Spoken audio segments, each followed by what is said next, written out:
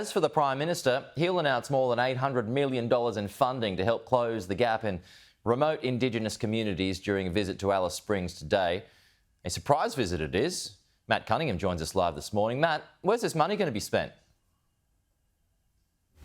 Yeah, $842 million over 6 years for the continuation, really, Pete, of many of these services: remote policing, women's safety, alcohol harm reduction and education. The Prime Minister trying to show how his government is attempting to close the gap. This has been a difficult issue, of course, for the Prime Minister. We had the failed voice referendum 18 months ago, something that really has done damage to the government, you'd have to say. Now, the Prime Minister, you heard Cam there saying he's made 28 visits to Western Australia. He's also been at pains to point out that this is his 13th trip to the Northern Territory and his third to Alice Springs. He'll be joined there today by Marion Scrymgour, the local federal Labor MP.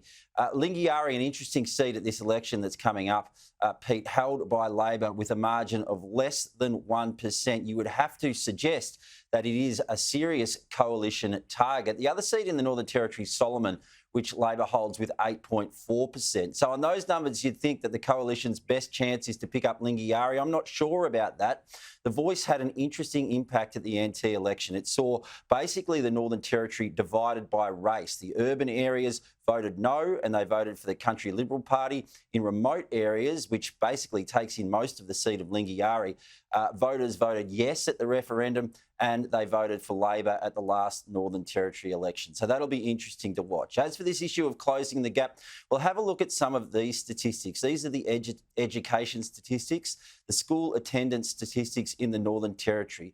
Non-Aboriginal kids are going to school 84.3% of the time. Indigenous kids just 51.9% of the time. But I've spoken to Joe Hersey, the Northern Territory Education Minister, who says the real figures are actually significantly worse. If a child doesn't attend for 20 straight days, they get taken off the enrolment list and put on a separate list. There's another 7% or so of kids who are on that separate list. They go to school so infrequently that they're not even counted in the attendance figures.